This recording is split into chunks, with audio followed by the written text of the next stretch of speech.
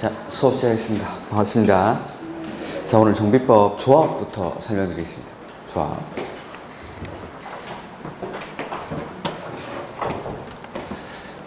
도시 및 주거환경 정비법. 도시, 군 계획사업이죠. 도시군 계획사업에는 국계법에서 배웠던 시설사업, 그 다음에 개발법에 의한 도시개발사업, 그 다음에 세 번째가 또 재개발, 재건축과 같은 정비사업, 이 세 가지를 묶어서 도시군 계획사업이라고 하죠. 그래서 정비법은 정비사업을 시행하기 위한 절차에 관해서 다루는 법률이 정비법. 그래서 정비사업 역시 도시군 계획사업이니까 사업을 할 때 맨 처음에는 뭐 하죠? 계획 만들죠. 그게 정비 기본 계획이죠. 이렇게 정비 기본 계획을 수립하고 나서 그 다음에 정비 계획을 입안을 합니다. 그 다음에 구역을 지정하죠. 그 다음에 정비 구역을 지정하고 나면 시행자를 정하고, 그 다음에 시행자가 지정되고 나면 이 시행자가 사업 시행 계획을 작성하죠. 그 다음에 사업 시행계획을 시행자가 만들고 나면 인가받고, 고시하고 나서 인가받은 대로 사업을 실시를 합니다. 이때 실시를 할 때 관리처분계획 방식에 의해서 사업을 할 때는 맨 처음에 분양신청을 받죠. 그 다음에 분양신청 받은 현황을 기초로 해서 만드는 게 관리처분계획. 이렇게. 그 다음에 관리처분계획대로 사업을 해서 공사가 완료되고 나면 마지막에 준공인가를 받죠. 이렇게. 그 중에서 오늘 여기 사업 시행자의 정비법에서 조합, 정비법의 조합. 정비법 조합을 하기 전에 우리 개발법 조합을 같이 한번 해보죠. 개발법에서 조합 만들 때 몇 명이 모이죠? 7명. 개발법에서는 7명. 7인 이상이 모여서 뭘 합니까? 정관을 작성하죠.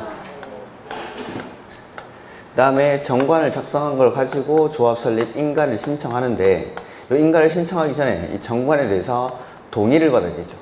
그 동의 요건이 면적 3분의 2랑 소유자 총수 2분의 1. 이렇게 면적 3분의 2랑 소유자 총수 2분의 1 이상의 동의를 받아서 인가 신청 누구한테 합니까? 지정권자. 개발법이니까. 이렇게 조합 설립 인가를 신청하고 나면 그 다음에 뭐 하죠? 등기. 법인이기 때문에 등기를 해야 비로소 사람이 되죠. 사람 머리에 해당하는 게 총회. 의사결정 기구죠. 총회의 구성원은 조합원들이 총회의 구성원이 되고, 그 다음에 이 조합원이 될 수 있는 사람이 개발법에서는 토지 소유자. 토지 소유자가 조언이 되죠. 예? 그래서 조합 설립에 찬성하든 반대하든 관계없고, 성년이든 미성년이든 관계없이 토지 소유자면 누구든지 조합원이 됩니다. 그 다음에 총회에서 모든 의사결정을 다 할 수 없으니까 대의원회를 두죠. 이 대의원회는 개발법에서는 몇 명 이상일 때? 50인 이상일 때. 두어야 합니까? 둘 수 있습니까? 둘 수 있다. 둘 수 있다. 아? 이런 것들. 이렇게 의사결정하고 나면 조합장, 그리고 이사, 그 다음에 감사, 이런 사람들이 실행에 옮기는데, 조합장, 이사, 감사를 묶어서 뭐라 부르죠? 임원. 그 다음에 임원은 첫 번째, 겸직 금지 의무가 있습니다. 그래서 그 조합의 다른 직원이나 임원을 겸할 수가 없고, 같은 목적의 사업을 하는 다른 조합의 직원이나 임원을 겸할 수가 없다. 이게 첫 번째. 그 다음에 두 번째는 결격사유. 결격사유는 뭐 항상 나오는 거. 미성년자, 피성년 의견인, 피한정 의견인, 파산 선고를 받고 복권되지 아니한 자, 금고 이상의 형을 선고받고 형의 집행이 종료되거나 면제받기로 한 날로부터 2년이 지나지 아니한 자, 그 다음에 그 형의 집행유예 기간 중에 있는 자. 자, 이러한 결격사유에 해당하게 되면 개발법에서는 언제 자격을 상실하죠? 다음 날. 이런 것들. 그 다음에 개발법에서 대의원회에서 대신할 수 없고 총회에서 반드시 결정해야 되는 게 있죠. 그게 총회의 정권사항이라고 했죠. 총회의 정권사. 이게 뭐였죠? 정화나 게임회 해서 첫 번째 정관, 두 번째는 환지 계획, 그 다음에 세 번째는 개발 계획, 그 다음에 네 번째 임원의 선임, 그 다음에 다섯 번째가 조합의 합병 내지는 해산. 이러한 것들은 대의원에서 대신할 수 없고 반드시 총회에서 결정해야 한다. 뭐 이런 것들이 개발법에 나왔던 내용들. 자, 그 다음에 요거랑 정비법을 같이 해보죠. 자, 정비법에서는 조합 만들 때 몇 명이 모이죠? 5명. 그리고 만드는 시기는 똑같습니다. 구역이 지정되고 나서, 도시개발구역이 지정되고 나서, 정비구역이 지정되고 나서, 항상 지정되고 나서 5인 이상이 모입니다. 이 모여서 맨 처음에 뭐 하죠? 추진위원회를 구성합니다. 추진위원회. 그래서 위원장을 포함한 5인 이상의 추진위원회 모여가지고 추진위원회를 구성합니다. 그 다음에 추진위원회를 구성할 때는 토지등 소유자 과반수의 동의를 요합니다. 과반 동의. 그리고 시장, 군수 등의 뭘 받죠? 승인. 시장, 군수 등의 승인. 요거는 인가 아닙니다. 추진위원회는 승인. 이렇게. 그래서 과반수 동의를 받고 시장, 군수 등의 승인을 받아서 이 추진위원회라는 걸 구성합니다. 그 다음에 이 추진위원회에서 하는 일들이 있는데, 첫 번째는 정비사업 전문 관리업자를 선정합니다. 정비사업 전문 관리업자. 그 다음에 두 번째는 설계자를 선정하고, 그 다음에 세 번째는 계략적인 사업 시행 계획서를 작성합니다. 그러니까 사업 시행 계획서를 확정하는 것은 조합 총회에서 확정을 합니다. 그러니까 추진위원회 단계에서는 계략적인 사업 시행 계획서만 작성을 해놓습니다. 그 다음에 네 번째, 조합 설립을 위한 각종 준비 업무들을 이 단계에서 하게 됩니다. 그러니까 조합이 만들어지기 전에 조합 설립을 위해서 해야 되는 행위들은 이 추진위원회가 다 하는 겁니다. 추진위원회가. 그 준비 업무 중에 제일 중요한 게 조합 설립을 위한 동의를 받는 거예요. 동의를 받는 거. 이렇게. 그래서 동의를 받아야 되는데, 우리 정비 사업에는 세 가지 사업이 있죠. 개선 사업, 재개발 사업, 재건축 사업. 개선 사업은 공공이 주도를 하는 사업입니까? 민간이 주도를 하는 사업입니까? 공공이. 그래서 원칙적인 시행자가 누구였죠? 시장, 군수 등. 시장, 군수 등이 개선 사업을 원칙적으로 시행하게 되고, 재개발이나 재건축은 민간이 주도를 하는 사업이니까 조합 만들어서 사업하는 게 원칙이죠. 그래서 개선 사업에서는 조합이라는 말이 나오면 안 됩니다. 그래서 재개발이나 재건축에서 조합을 만들어서 사업을 하죠. 재개발이랑 재건축. 그 다음에 재건축은 단지 안에서의 동의 요건이 있고, 단지 밖이 불가피하게 정비구역에 포함된 경우에는 단지 밖에서의 동의 요건이 또 따로 있습니다. 이렇게. 자, 그 다음에 재개발에서는 동의 요건이 소유자, 토지 등 소유자의 4분의 3이랑 면적의 2분의 1 이상의 동의를 받아야죠. 그 다음에 재건축 단지 안에서는 각 동 구분 소유자 과반수랑 전체 소유자 4분의 3이랑 면적의 4분의 3. 그 다음에 밖에서는 소유자 4분의 3이랑 면적 3분의 2 이상의 동의를 받아야 됩니다. 요게 조합 설립 시 동의요건. 조합 설립 시. 그래서 요거 이렇게 배웠었죠.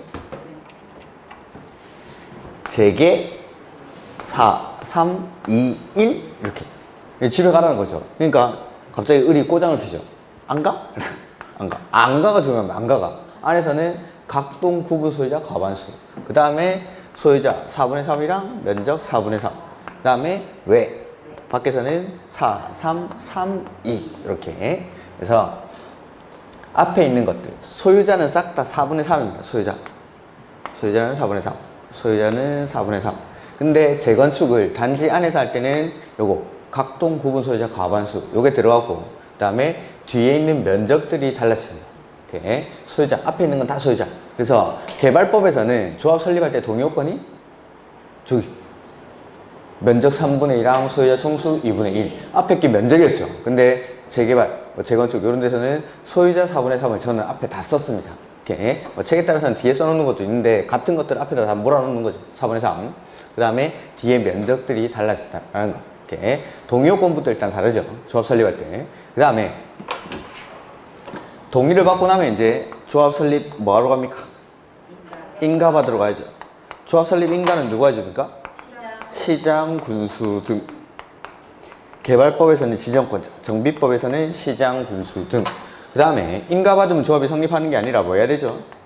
등기. 역시 법인이니까 등기해야 됩니다. 자, 등기를 함으로써 비로소 이제 사람이 되는 거죠. 여기도 마찬가지 의사결정기구와 총회가 있죠. 총회는 역시 조합원들로 구성이 되는데 개발법에서는 토지 소유자가 조합원이 되죠. 정비법에서는 토지 등 소유자가 조합원입니다. 토지 등 소유자. 그러면 재개발에서는 조합원이 될 수 있는 사람이 재개발에서는 토지 등 소유자가 누구죠? 토지 소유자 또는 건축물 소유자 또는 지상권자. 이렇게 어제 모의고사 치셨습니까? 나왔을 텐데 이런 거. 뭐 문제를 안 봐도 나왔겠죠 뭐. 맨날 나오는 건데. 재개발에서는 토지 소유자 또는 건축물 소유자 또는 지상권자. 근데 재건축 사업에서는 건축물 및 그 부속 토지 소유자. 이게 차이점이었죠. 토지 등 소유자의 개념 이런 것도 뭐 안 낼 수가 없죠. 뭐 안 낼 수도 있는데 너무 쉬워서 안 내는 거 아니면 내야 되죠. 이것들. 조합원은 토지 등 소유자. 그래서 저기 개발법에서는 토지 소유자가 조합원이 되는데 여기 정비법에서는 토지 등 소유자. 그러니까 저기는 토지 가지고 있으면 조합원이 되는 겁니다. 개발법이라는 것 자체가 땅을 조성한, 택지를 조성하는 겁니다. 신도시를 만들기 위한. 제가 개발법 설명드릴 때 항상 이렇게 말하죠. 저 푸른 초원에 그림 같은 집을 짓기 전 단계인 이런 네모 반듯한 택지를 조성하는 것까지가 개발법이 하는 역할. 그러니까 땅을 조성하는 것까지가 개발법이 하는 역할이니까 토지 소유자한테 토지를 주는 겁니다. 토지를. 이게 한지 방식이죠. 이상한 모양의 토지를 이렇게 정리해서 바꿔주는 거. 그게 토지 소유자가 조합원이 되는 거. 이렇게. 근데 정비법에서는 토지만 주는 게 아니라 아파트 지어서 건물 주니까 토지 소유자 또는 건축물 소유자 또는 지상권자. 근데 재건축 사업은 건축물 및 그 부속 토지 소유자. 이런 사람들이 토지 등 소유자고 그 사람들이 조합원이 되는 겁니다. 그 다음에 재건축 사업의 경우에는 사익을 추구하는 사업이니까 재건축 사업의 경우에는 무조건 조합원이 되는 게 아니라 누구만? 동의한 사람만. 자기가 하기 싫으면 사업 안 하는 겁니다. 동의한 자만. 재건축 사업의 경우에는 토지 등 소유자 중에 동의한 자만 조합원이 되는 거죠. 그 다음 조합원에서 총회에서 모든 의사결정을 할 수 없으니까 대의원회를 두죠. 자, 이 대의원회는 조합원이 몇 명 이상일 때? 100인 이상일 때 두어야 합니까? 둘 수 있습니까? 두어야 한다. 이것도 이제 차이점이죠. 개발법에서는 50인 이상일 때 둘 수 있다. 임의기구인데 정비법에서는 100인 이상일 때 두어야 한다. 이렇게. 그 다음에 이렇게 의사결정하고 나면 역시 조합장, 이사, 감사 이 사람들이 이제 실행에 옮기는 거죠. 이 사람들 묶어서 역시 임원이라고 하죠. 임원은 역시도 여기도 첫 번째 겸직 금지 의무가 있습니다. 겸직 금지. 그래서 같은 목적의 사업을 하는 다른 조합의 직원이나 임원을 겸할 수가 없다. 이런 것들. 두 번째 결격사유. 또 똑같죠. 저기 나왔던 네 가지는 동일하게 들어가고 정비법에 오면 한 가지가 더 추가가 됩니다. 이 법을 위반해서 벌금 100만 원 이상의 형을 선고받고 얼마? 10년. 그거 5년 아닙니다. 10년. 작년까지는 5년이었는데 10년입니다. 10년. 작년 말에 바뀌었죠. 10년이 지나지 아니한 자. 그러니까 작년 한 8월 정도? 이럴 때 정비법에 개정사항이 좀 많았습니다. 근데 그 중에서 총회 소집할 때 10분의 1 이상이 소집하는 거 그거 하나만 나왔고 나머지는 아직 시험에 출제가 안 됐으니까 올해는 정비법에서 문제가 뭐 출제될 가능성이 많습니다. 이런 것들. 그 다음에 원래 없다가 이제 생긴 게 또 자격 요건이라는 게 있습니다. 임원의 자격 요건. 해서 자격 요건 중에 첫 번째가 조합장은 선임일부터 관리 처분 계획 인가일까지 그 지역에 거주하는 자여야 합니다. 조합장은. 그리고 나머지 임원은 그 정비구역에 거주하고 있는 자로서 선임을 직전 3년 동안 거주기간이 1년 이상일 것. 그 다음에 정비구역 내에 있는 토지나 건축물을 5년 이상 소유하고 있을 것. 이런 사람들만 조합원이 될 수 있습니다. 근데 재건축 사업은 당연히 건축물 및 그 부속 토지를 5년 이상 소유하고 있어야 됩니다. 이런 것들은 제가 쓸 자리가 없어가지고 좀 이따가 책으로 한번 읽어보도록 하고, 그 다음에 결격사유에 해당하거나 자격 요건이 없음이 판명됐을 때는 언제 자격을 상실하죠? 당연퇴임. 개발법은 다음날, 정비법은 당연퇴임. 자격 요건이 없는 경우에도 당연퇴임합니다. 결격사유에 해당하는 경우랑 자격 요건을 상실했을 때, 이럴 때는 당연퇴임. 요까지는 개발법이랑 동일한 부분. 그러니까 개발법이랑 정비법이 둘 다 조합이고 법인이니까 요까지는 내용이 동일한 겁니다. 여기서 한 문제가 출제되고, 정비법에서는 개발법에 없던 내용이 몇 가지 추가가 됩니다. 거기서 한 문제가 더 나오는 경우가 많습니다. 그래서 조합만 가지고 문제를 한 4문제 정도 출제를 하는데, 개발법 조합 1문제, 정비법 조합 2문제, 그 다음에 주택법 조합 1문제 내지는 2문제. 그래서 개발법 조합이 안 나오면은 정비법 2문제, 주택법 2문제, 아니면은 정비법이 2문제 나오면 주택법 1문제, 주택법 2문제 나오면은 정비법 1문제, 이런 식으로 조합만 가지고 총 4문제를 출제를 합니다. 4문제를. 그런 중에서 정비법이 여기 개발법이랑 비교할 수 있는 데서 1문제 정도가 출제가 되고, 그 다음에 개발법에 없던 거에서 1문제가 더 나옵니다. 자, 보면은 첫 번째, 동의받고 나서 인가 신청하기 전에 뭘 했습니다. 정비법에서는 창립총회. 다른 조합들도 다 창립총회를 개최합니다. 다른 조합들도 창립총회를 개최 안 하는 건 아닌데, 법 조문에 이렇게 규정이 되어 있는 거는 정비법에 규정이 되어 있습니다. 그래서 창립총회를 개최하는 시기가 이제 시험에 자주 나오는데, 요거 조합 설립에 대한 동의를 받고 나서, 그 다음에 조합 설립 인가 신청 전에, 요때 동의 후 인가 전,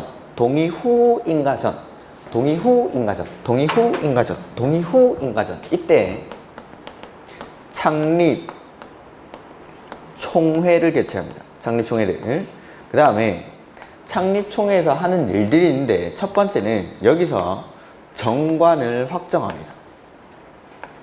자, 조합에 대한 인가는 정관에 대한 인가라고 했습니다. 정관에 대한 인가 해서 조합 설립 인가를 신청하기 전에는 항상 정관을 확정을 해둬야 되죠. 해서 여기 개발법에서도 보면 인가 신청하기 전에 여기서 정관을 작성하죠. 그 다음에 여기 정비법에서도 인가 신청하기 전에 이 창립총회를 개최해서 이 창립총회에서 정관을 확정합니다. 그리고 이 확정된 정관에 대해서 인가를 내주는 거죠. 조합에 대한 인가는 항상 정관에 대한 인가 해서 정관을 변경할 때도 원칙은 뭐 받을까요? 인가 받습니다. 인가. 그래서 정관 변경에 관한 사항도 인가를 받는다. 그 다음에 두 번째는 반장 선거합니다. 임원의 선임. 그 다음에 세 번째는 대의원을 여기서 선임을 합니다. 줄반장 선거하는 거죠. 네? 그래서 창립총회는 동의받고 나서 인가 신청하기 전에, 동의 후 인가 전, 요때 창립총회를 개최해서 정관을 확정하고 임원을 선임하고 대의원을 선임합니다. 이렇게 이런 것들이 창립총회에서 하는 일들. 그 다음에 자리가 조금 모자라니까 저쪽에 이걸 지우고 총회에서의 의사결정할 때의 뭐 의결정족수 같은 것들이 출제가 되죠. 오늘 나눠드린 자료에 있습니다. 제가 이거 노트에는 있는데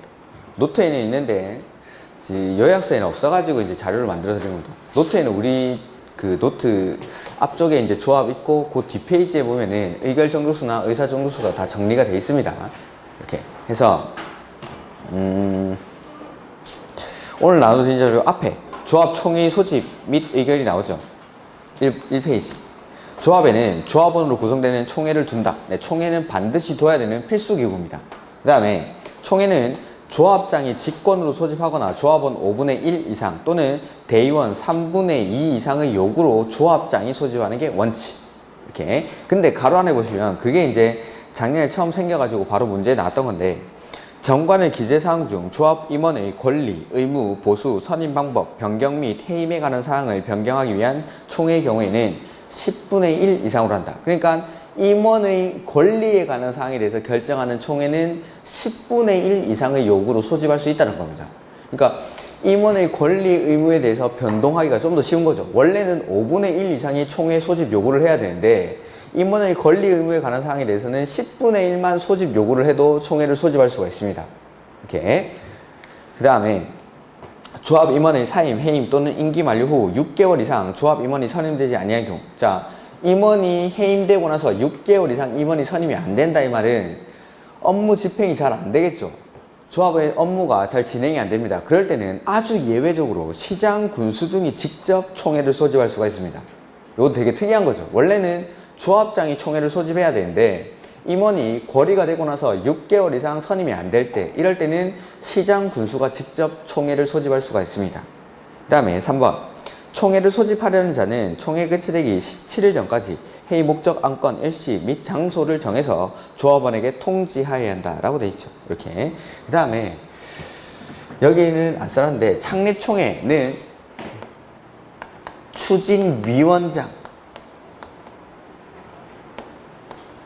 추진위원장이 직권으로 소집하거나 토지 등 소유자 5분의 1 이상의 요구로 추진위원장이 소집합니다. 이렇게 추진위원장이 직권으로 소집하거나 토지 등 소유자 5분의 1 이상의 요구로. 조합총회는 아까 조합장이 직권으로 소집하거나 내지는 조합원 5분의 1 이상 내지는 대의원 3분의 2 이상의 요구로 소집하죠. 근데 창립총회는 대의원은 왜 없죠? 여기서 대의원을 뽑아야 되니까. 아직 대의원이 없죠. 그래서 그게 차이죠. 이렇게. 그 다음에 창립총회, 여기 총회는 그냥 총회는 7일 전까지 회의 목적, 안건, 일시, 장소 등을 알려주는데 통지를 하는데 창립총회는 14일 전까지 통지를 합니다. 14일 전까지. 이런 것들이 차이이긴 합니다. 이렇게. 그 다음에 그 동그라미 4번에 총회의 의결이 나오죠. 총회의 의결은 조합원 10% 이상이 직접 출석해야 한다라고 해서 가로 안에 제가 의사 정족수라고 써놨어요. 그래서 출석 요건은 회의를 개최하기 위한 요건입니다. 이런 사람들이 이 정도가 출석을 해야 회의를 정식으로 개최한다라는 거죠. 그래서 의사 정족수 원칙은 얼마 이상이 출석을 해야 되죠? 10% 이상이 직접 출석을 해야 됩니다. 원칙은. 근데 예외적으로 중요한 거 결정할 때는 20% 이상이 출석을 해야 됩니다. 그게 4가지가 나오는데 첫 번째는 창립총회, 그 다음에 두 번째는 사업시행계획서, 세 번째는 관리처분계획,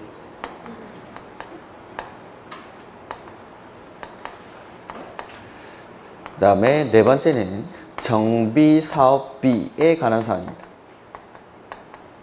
이러한 것들을 결정하는 총회는 20% 이상이 출석을 해야 회의를 개최를 하겠다라는 내용이죠. 그 다음에 이렇게 회의를 개최하고 나면은 이제 A라는 안건을 통과시키기 위한 요건이 이제 의결 정족수죠. 의결 정족수. 그래서 원칙은 과반수 출석에 출석 과반수 찬성으로 의결을 합니다. 과반수 출석에 출석 과반수 찬성으로 의결을 하는데 예외적으로 첫 번째 과반수가 찬성을 해야 되는 게 있습니다. 자, 이게 어떤 차이인지 한번 보죠. 그 다음에 동그라미 2번은 3분의 2 이상이 찬성을 해야 되는 거. 자, 조합원이 100명이라고 가정을 할 때 과반수 출석에 출석 과반수 찬성이라는 거는 일단 몇 명이 출석해야 되죠? 조합원이 100명이면 51명. 과반수니까 반수를 넘어야 되죠. 과반수니까 51명이 일단 출석을 해야 되고 출석 과반수 찬성이면 최종적으로 얼마가 찬성하면 되죠? 26명. 51명 이상이 출석을 해야 되고 출석한 인원의 과반수 최소 26명 이상이 찬성을 해야 되는 거. 요게 과반수 출석의 과반수 찬성. 그 다음에 과반수 찬성이라는 건 조합원이 100명이면 몇 명이 찬성해야 되죠? 51명이 찬성해야 되는 거. 51명 이상이. 이렇게. 그 다음에 3분의 2 이상의 찬성은 67명 이상이 찬성하는 거. 그러니까 점점 중요한 거겠죠.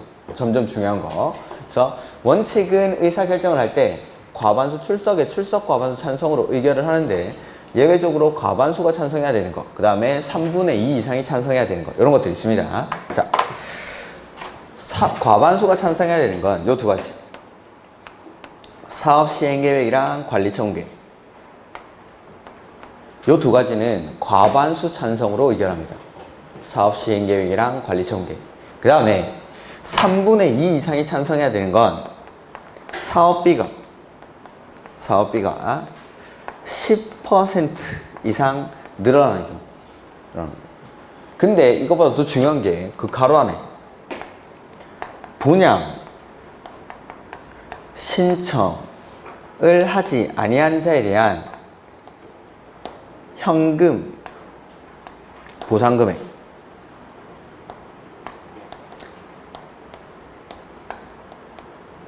요거는 제외됩니다. 청산의 정도입니다. 자, 원래 내가 조합원이면은 아파트 받는 사람인 거죠. 아파트 받는 사람인데 아파트를 안 받고 나는 분양 신청을 안 하는 거죠. 분양 신청 안 하고 그냥 현금 청산 받고 나가겠다라는 겁니다. 그러면은 이런 사람들, 원래 아파트 받는 사람 돈 받고 나갔으면은 그만큼 보상을 해주다 보면은 사업비는 늘어나겠죠. 근데 그거는 늘어난 걸로 보지 않겠다는 겁니다. 왜 그렇다고 했죠?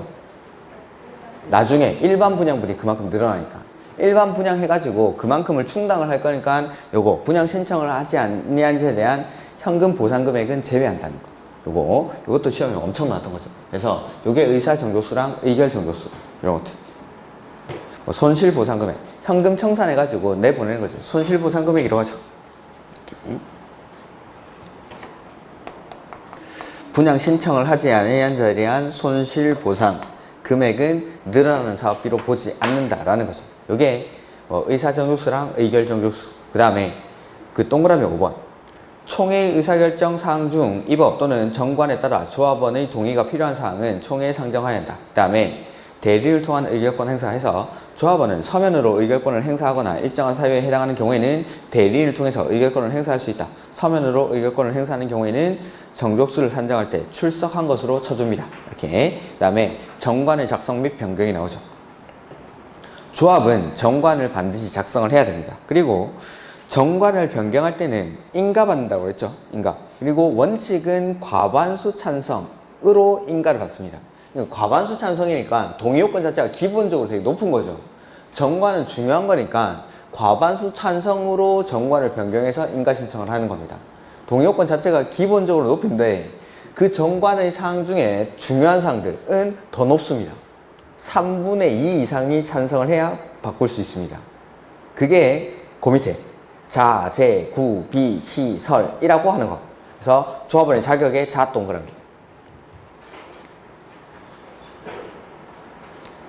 그 다음에 조합원의 제명, 탈퇴, 교체, 거기 제에다가 동그라미. 그 다음에 정비구역의 구 동그라미. 정비구역의 위치나 면적. 그 다음에 조합의 비용부담, 비의 동그라미. 그 다음에 5번도 정비사업 비, 거기 비 동그라미. 돈 관련된 거죠. 조합원의 비용부담, 그 다음에 정비사업비 이런 것들. 그 다음에 6번에 시공자 설계자의 시, 설 동그라미. 시공자의 시, 설계자의 설 동그라미. 이러한 것들 변경할 때는 3분의 2 이상이 찬성을 해야 된다라는 겁니다. 3분의 2 이상이. 그래서 조합원의 자격, 제명, 탈퇴, 교체, 정비구역의 위치나 면적, 조합원의 비용부담, 그 다음에 정비사업비, 그 다음에 시공자, 설계자 이러한 것들을 정관의 내용 중에 이러한 것들을 변경할 때는 3분의 2 이상의 동의. 이것도 혹시 나오지 않았습니까? 이건 안 나왔나? 이건 나올 때도 있고 안 나올 때도 있고. 이렇게. 그 다음에 다음 페이지. 총회 정권사항인데 우리 개발법에서는 총회가 반드시 결정해야 되는 게 뭐였죠? 정화나 게임회? 개발법에서 총회 정권사항은 정화나 게임회. 근데 요거 정비법에서는 총회 정권사항이 5가지가 아니라 좀 많죠? 이렇게. 그래서 예전에는 개발법에서의 총회 정권사항은 시험에 엄청 나왔었는데 요거는 잘 안 냈습니다. 많아서. 근데 최근에 이게 좀 나오고 있습니다. 해서 요거는 중요하다기보다는 그냥 뒤에 페이지 빈칸으로 남겨두기 그래서 그냥 넣었습니다.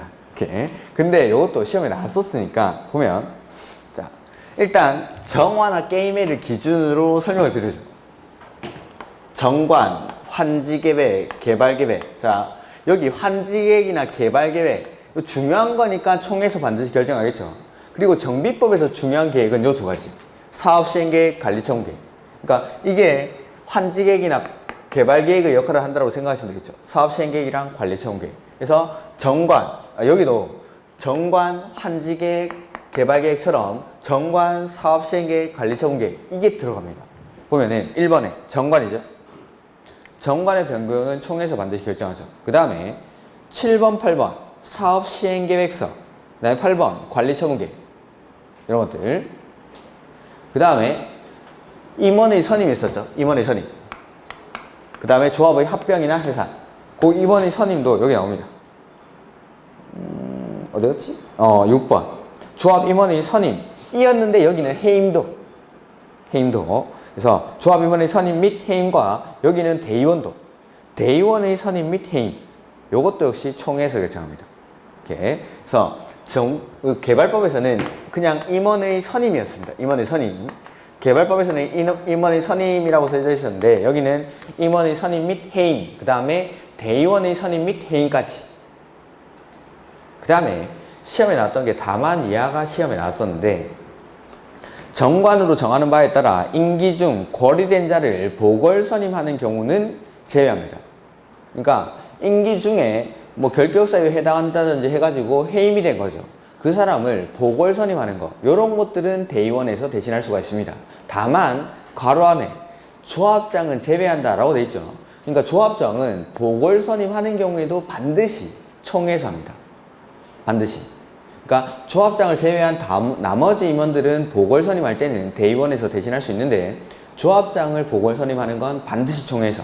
그래서 여기도 조합의 임원의 선임처럼 조합 임원의 선임이나 해임, 그 다음에 대의원의 선임이나 해임도 역시 이거는 총회에서 반드시 결정하고, 그 다음에 조합의 합병이나 해산 있었죠? 여기도 10번에 조합의 합병 또는 해산에 관한 사항.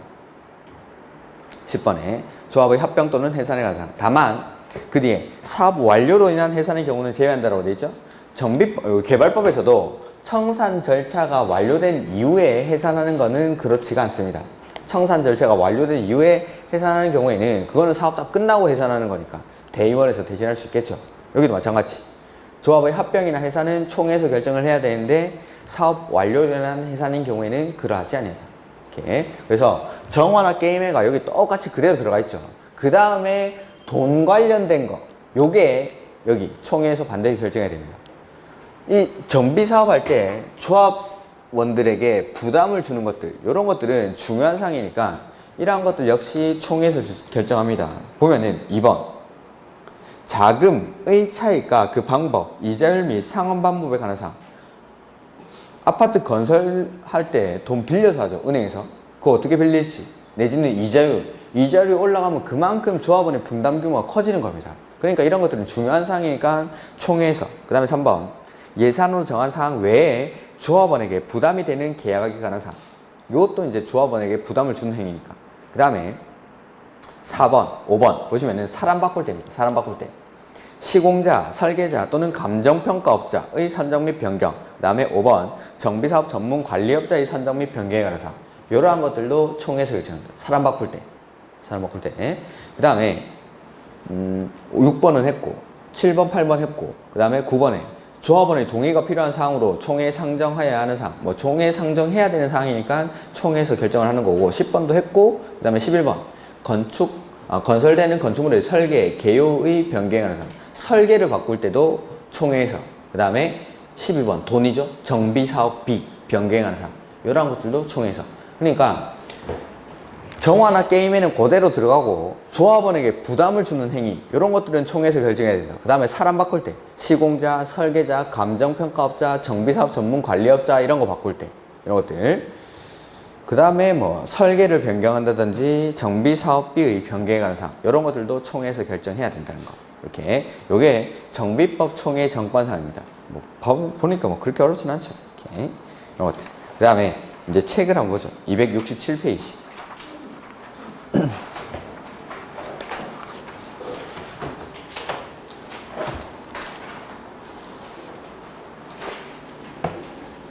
자, 조합을 만들 때 정비법에서는 맨 처음에 추진위원회를 구성해야 되죠. 그래서 추진위원회 구성할 때 동의요건이 여기 토지 등 소유자 과반동의, 토지 등 소유자 과반동의 받아서 5명 이상의 추진위원장을 포함한 추진위원 5명 이상이 시장, 군수 등의 승인을 받습니다. 인가받는 거 아니고 승인.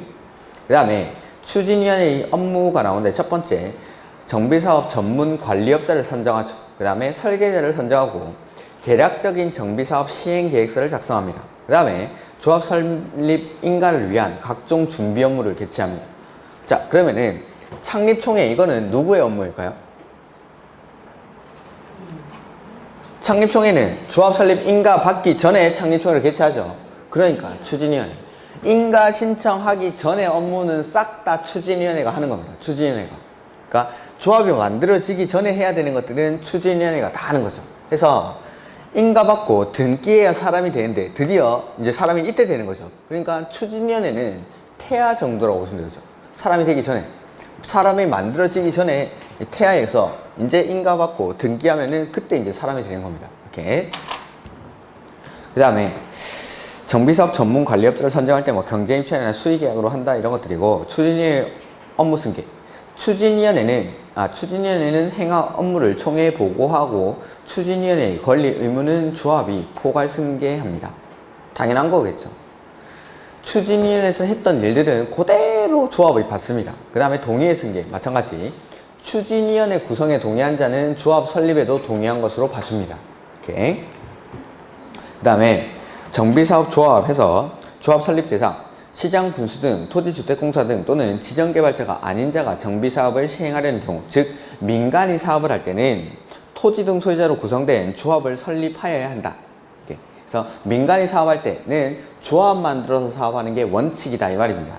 다만 토지 등 소유자가 재개발 사업을 시행하려는 경우에는 그러하지 않다. 재개발 사업은 토지 등 소유자가 얼마 미만일 때, 20인 미만일 때는 조합 안 만들고 직접 사업을 할 수가 있죠. 그렇게 토지 등 소유자가 직접 사업을 할 때는 조합 같은 거 안 만들어도 된다라는 거죠. 그 다음에 조합 설립 시 동의요건은 여기서 이런 거.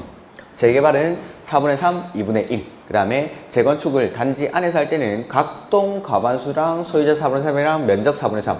밖에서 할 때는 소유자 4분의 3이랑 면적 2분의 1 이상의 동의를 받아야 된다라는 거죠.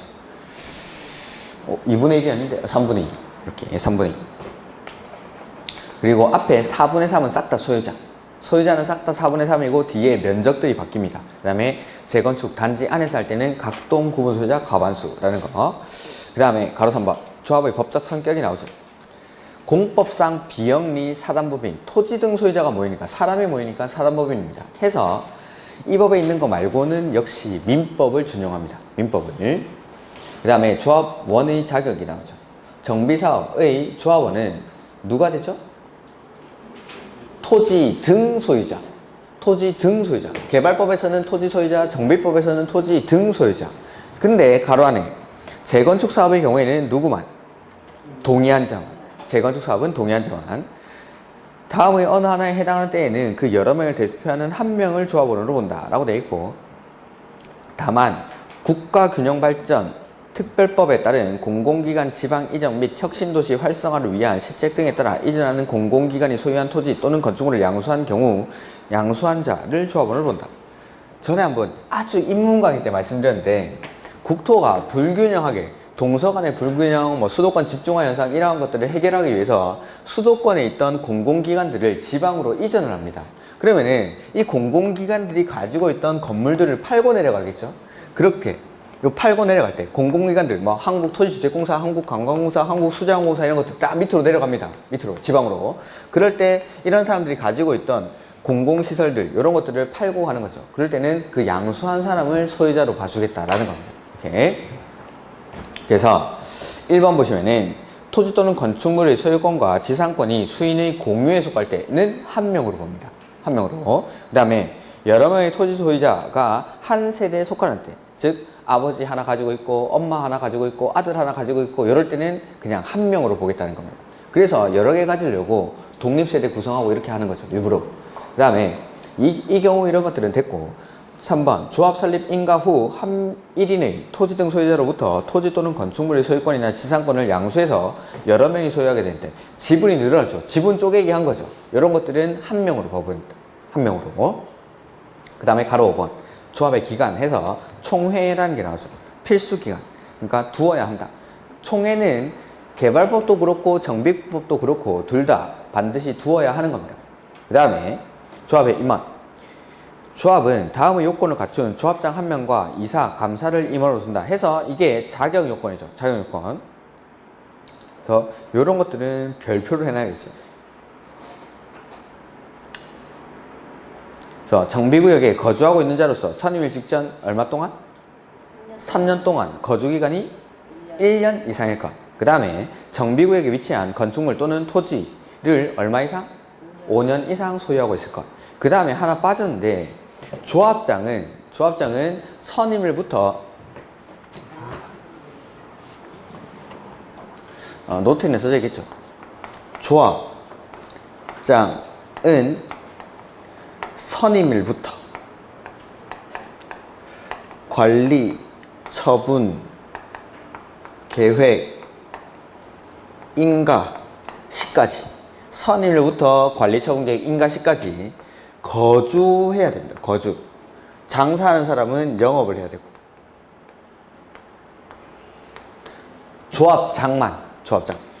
조합장은 선임일부터 관리, 처분, 계획, 인가일까지 거주하고 있어야 됩니다. 거주. 그 다음에 임원의 수.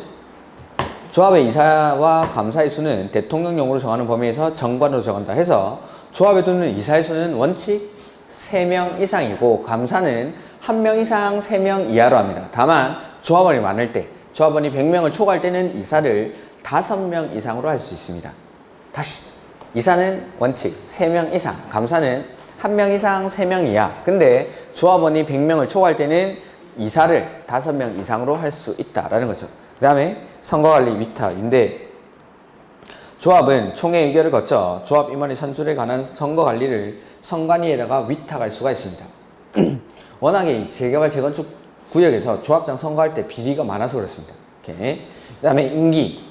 조합 임원의 임기는 3년 이하의 범위에서 정관으로 정하는데 연임할 수 있다. 이게 중요합니다. 3년 이하로 정하고 연임할 수 있다. 그 다음에 선출 방법. 조합 임원의 선출 방법 등은 정관으로 정한다. 다만 시장군수 등은 다음의 어느 안에 해당하는 경우로서 시도 조례로 정하는 바에 따라 변호사, 회계사, 기술사 등으로서 대통령령으로 정하는 요건을 갖춘 자를 전문조합 관리인으로 선정해서 조합 임원의 업무를 대행하게 할 수 있다. 해서 A 보시면은 조합 임원이 사임, 해임, 임기 만료, 그 밖에 불가피한 사유 등으로 직무를 수행할 수 없는 때부터 6개월 이상 선임되지 않았을 때는 위에 있는 변호사, 회계사, 기술사 등으로 하여금 전문조합 관리인으로 선정을 해서 그 임원의 업무를 대행하게 합니다. 뭐 중요한 건 아닙니다. 이런 것들은. 그 다음에 총회에서 조합원 과반수 출석과 출석 조합원 과반수 동의로 전문조합 관리인 선정을 요청하는 거. 그러니까 뭐 이사가 있는데 이 A라는 이사가 맨날 술 먹고 다니고 일도 안 하고 이러는 거죠. 그러면은 거기 총회에서 조합원 과반수 출석과 출석 조합원 과반수의 동의로 전문조합 관리인을 선정해달라고 요청을 할 수 있습니다. 그러면은 이 사람 대신에 전문조합 관리인, 변호사, 회계사 이런 사람들을 전문조합 관리인으로 선정을 하는 거죠. 선임을. 그러면 당연히 A라는 사람은 당연 퇴임합니다. 전문조합 관리인을 선임했을 때에는. 그 다음에 뭐 전문조합 관리인 이렇게 해가지고 뭐 밑에 선정 절차 이런 것들은 대통령령으로 정한다 이런 것들은 안 보셔도 됩니다. 그 다음에 조합의 유사명칭 사용 금지. 정비사업조합이라는 문자를 반드시 사용해야 한다. 뭐라고 되었죠? 그래서 정비법 조합, 재개발 재건축 조합에는 요거 정비사업조합이라는 문자를 반드시 쓰게 되어 있습니다. 다른 조합이랑 구별하기 위해서. 이렇게. 그 다음에 조합 임원의 직무 해서 조합장은 조합을 대표하고 그 사무를 총괄하며 총회 또는 대의원의 의장이 된다. 라고 되어 있죠. 그래서 자, 조합장은 총회나 대의원의 의장이 되기 때문에 조합장은 대의원이 될 수가 있습니다. 조합장이 대의원의 의장이 되면서 대의원이 되는데 나머지 이사나 감사는 겸직 금지 의무 때문에 대의원이 될 수가 없습니다. 조합장은 대의원 회의 의장이 되니까 대의원회가 될 수 있는, 대의원이 될 수 있는데 나머지 이사나 감사는 대의원이 될 수가 없다는 거. 그 다음에 총회 또는 대의원회 의장이 된다. 이 경우 조합장이 대의원회 의장이 되는 경우에는 대의원으로 본다라고 되어 있죠. 그러니까 이사나 감사는 대의원이 될 수 없습니다. 금지 의무 때문에. 근데 조합장만 대의원이 될 수가 있다는 거. 그 다음에 조합장 또는 이사가 자기를 위하여서 조합과 계약이나 소송을 할 때는 감사가 조합을 대표한다라는 거죠. 그 다음에 조합 임원은 같은 목적의 정비 사업을 하는 다른 조합의 임원 또는 직원을 겸할 수가 없다. 그 다음에 결격서에 다음의 어느 하나에 해당하는 자는 조합의 임원이 될 수 없다 해서 미성년자, 피성년 후견인, 피한정 후견인, 그 다음에 파산 선고를 받고 복권되지 아니한 자, 그 다음에 금고 이상의 형을 선고받고 형의 집행이 종료되거나 면제받기로 한 날로부터 2년이 지나지 아니한 자, 그 다음에 그 형의 집행유예 기간 중에 있는 자, 그 다음에 없던 게 하나 더 들어오죠. 개발법에는 없던 게 이 법을 위반해서 벌금 얼마? 100만 원 이상의 형을 선고받고 10년이 지나지 아니한 자. 원래 이게 5년이었습니다. 5년. 올해 출제가 아주 유력한 것 같은데. 아까 자격요건이랑 자격요건 그 3년 선임을 직전 3년 동안 1년 이상 거주하고 5년 이상 소유하고 있을 것, 그런 것들. 그 다음에 조합장은 선임부터 관리처분계획 인가까지 거주하는 자. 이 관리처분계획 인가를 사업시행계획 인가 이런 식으로 바꾸겠죠. 뭐 보나만 하면 되는 것들. 그 다음에 니은 조합 임원이 결격 사유의 어느 하나에 해당하게 되거나 선임 당시에 그에 해당하는 자리에서 판명됐을 때는 당연 퇴임한다 라고 돼 있죠. 이 결격 사유에 해당할 때뿐만 아니라 자격 요건을 상실했을 때도 마찬가지입니다. 자격 요건을 상실했을 때도 지금 개정된 내용을 다 반영을 안 해놨는데 결격 사유에 해당하거나 내지는 자격 요건을 상실했을 때 역시 당연 퇴임합니다. 둘 다 당연 퇴임. 이렇게. 그 다음에 퇴임된 임원이 퇴임 전에 관한 행위는 그 효력을 잃지 아니한다. 그 다음에 리을 조합 임원은 조합원 10% 이상의 요구로 소집된 총회에서 조합원 과반수 출석과 출석 조합원 과반수 동의를 받아 해임할 수 있다. 조합 임원의 해임 뭐 이런 거 그 아까 나눠드린 자료에 보면은 첫 번째 페이지 1번에 동그라미 1번 정관의 기재사항 중 조합 임원의 권리, 의무, 보수, 선임 방법, 변경 및 해임 나왔죠. 해임. 요게 이제 작년에 처음 생긴 건데 바로 나왔습니다. 이렇게 해임에 관한 사항은 10분의 1 이상의 요구로 소집할 수 있습니다. 총회에서. 총회를. 보통은 원래는 5분의 1 이상의 요구로 소집할 수 있죠. 근데 조합 임원의 해임 뿐만 아니라 앞에 있는 권리, 의무, 보수, 선임 방법, 변경 및 해임 이런 것들. 임원을 변경하는 경우도 10분의 1 이상의 요구. 이렇게. 그래서 받아 해임할 수 있다. 이 경우 요구자 대표로 선출된 자가 해임 총회의 소집 및 진행을 할 때에는 조합장의 권한을 대행한다. 자, 10분의 1 이상의 요구로 조합장을 해임하자 이런 권한이 들어온 겁니다. 그럴 때는 조합장이 회의를 진행할 수는 없겠죠. 그래서 소집을 요구한 자 대표로 선출된 자가 총회를 소집 진행을 할 수가 있다라는 거죠. 그 다음에 인가의 변경. 조합이 인가받은 사항을 변경하고자 할 때는 총회에서 조합원 3분의 2 이상의 찬성으로 의결하고 그 다음에 시장 부수 등의 인가를 받아야 한다. 다만 대통령령으로 경미한 사항을 변경할 때는 신고하고 변경할 수 있다라는 게 나오죠. 그 다음에 사업 주체로의 간주. 조합이 정비 사업을 시행하는 경우 주택법을 적용할 때 조합을 같은 법에 따른 사업 주체로 보며 조합 설립 인가 1부터 같은 법에 따른 주택 건설 사업 등을 등록한 것으로 본다. 이렇게.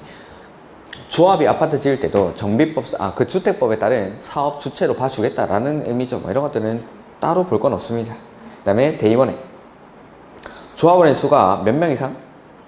100명 이상일 때는 대의원회를 두어야 됩니까? 둘 수 있습니까? 두어야 한다. 그 다음에 대의원회는 조합원 10분의 1 이상으로 구성한다. 다만 조합원의 10분의 1이 100명을 넘는 경우에는 조합원 10분의 1을 범위해서 100명 이상으로 구성할 수 있다. 자,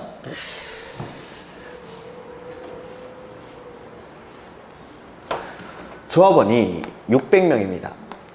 그럴 때는 대의원을 몇 명 이상으로 구성하죠? 60명 이상, 10분의 1 이상으로 구성하니까 60명 이상으로 구성을 하는데, 자, 조합원이 3,000명입니다. 이럴 때는 조합원의 10분의 1이 100명을 넘죠? 이럴 때는 100명 이상 10분의 1의 범위 안에서 100명 이상으로 할 수 있으니까 300명 이하. 10분의 1을 범위 안에서 100명 이상으로 구성할 수 있다. 이렇게. 그래서 대의원의 수는 원칙은 조합원의 10분의 1 이상으로 구성하는데 예외적으로 조합원의 수가 10분의 1이 100명을 넘을 때 N은 100명 이상 10분의 1 이하로 할 수 있다라는 거. 이렇게. 그 다음에 조합장이 아닌 조합의 임원은 대의원이 될 수 없다. 아까 말했죠.